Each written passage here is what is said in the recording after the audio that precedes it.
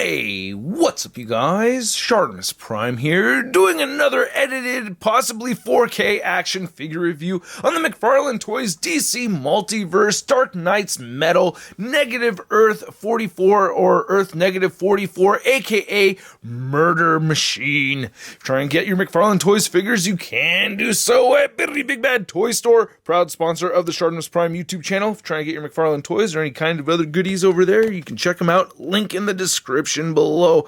And a big thank you to McFarlane Toys for sending out this review product for me to show off to you guys. If you're interested in checking out the latest from McFarlane Toys, be sure to check the link in the description below. Anyway, packaging, we're used to seeing this already. It says Batman, Earth Negative 44, Dark Knight's Metal, and then on the back you can see a nice comic cover image right over there. And then there's some other DC Multiverse figures from McFarlane Toys. It says right here the source is Dark Knight's Metal Comics 2017. Okay, then on the side it says Batman, Earth Negative 44, window creeps up to the top, not much more at the bottom, so let's get to it and look at the accessories that come with this figure and a Cobra Soldier's feet. Okay, so anyway, you can see that we get the standard issue card right here, so nothing really different with this. Looks great. I like the design right over here, by the way.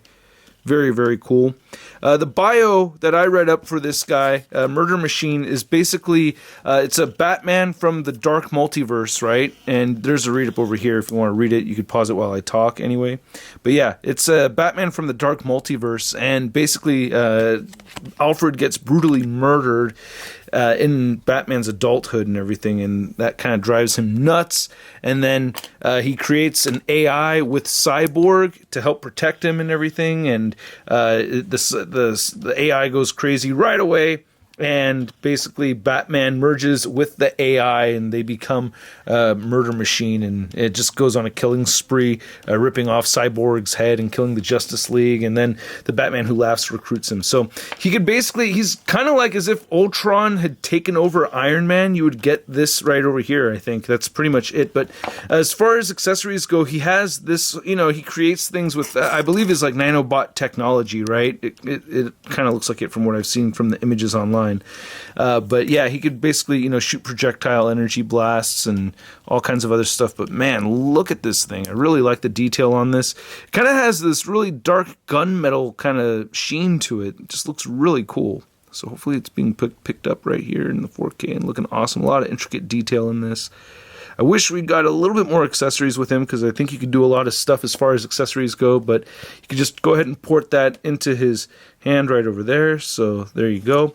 And then of course he comes with a regular right hand, and there's that. So yeah, we saw this already. He's got the card, and then looking at the head sculpt, it does look pretty sick. A lot of that gunmetal gray and black. It's like a gunmetal black mixed in here too. The ears are bent inward. I think that's just from packaging, so that's a little unfortunate. I'm gonna try heating that up, I guess, later on.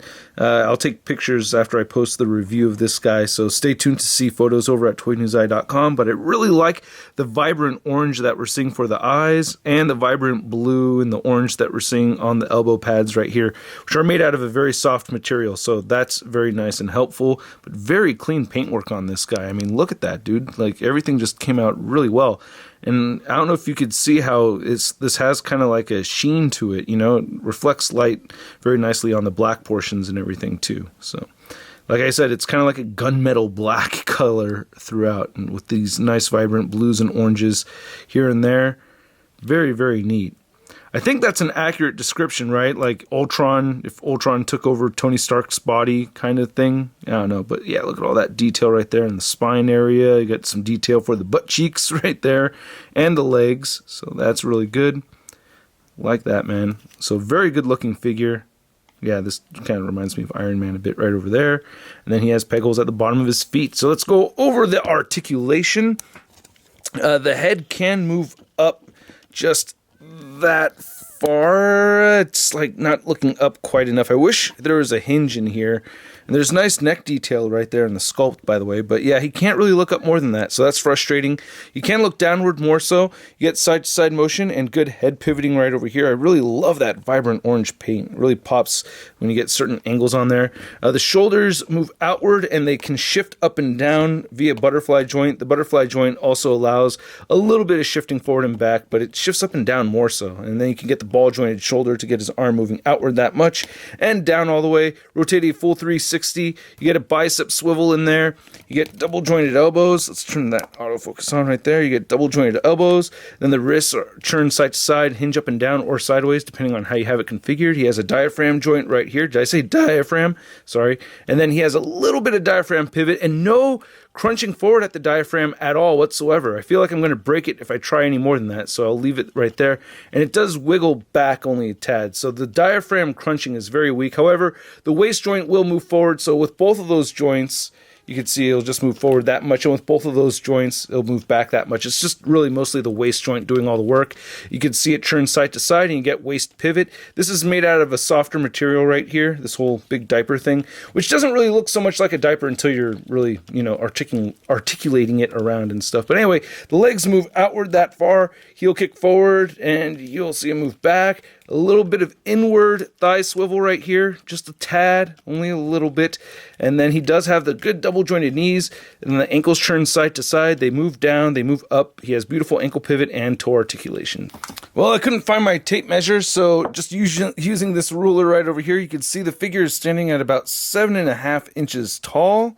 And then for some size comparisons, you can see him next to the Batman Who Laughs right over there. And then you can see the other figures from the wave that I already reviewed. We have the Devastator figure right here. And you can see the height difference over there, along with the Grim Knight Batman right there. Oh, knocked him down. Sorry. And then here he is next to the Marvel Legends Big Time Badass Spider-Man. So yeah, man, I think this thing is actually pretty cool. It's not my favorite from this wave, and again, I'm not really familiar with the character, but really, I think it's kind of a neat story, and I would like to check it out, and I don't know, I like the design of this character. I think it's actually kind of badass, so it does look pretty sweet, and you can't beat the price point of a solid $20, man. I don't know, I think this is really dope. Even though it's not the largest of the figures that we've gotten from McFarlane Toys, you're still getting a lot over here as far as great paint apps, great sculpt and everything, and a little bit of accessories. But yeah, at the price point of $20, I'm going to give this a sud rating of, it's not so bad. I'm not saying I full on love it because it's not blowing my mind. It's just a really good solid figure, and maybe if I was connected to the character a little bit more, I would like it more. But yeah, totally not bad at all. Very good looking figure. I want to know what you guys think, so let me know in the comment section below. Hit that like button, hit that subscribe button, as well as the notification bell, and I will catch you guys later. Peace!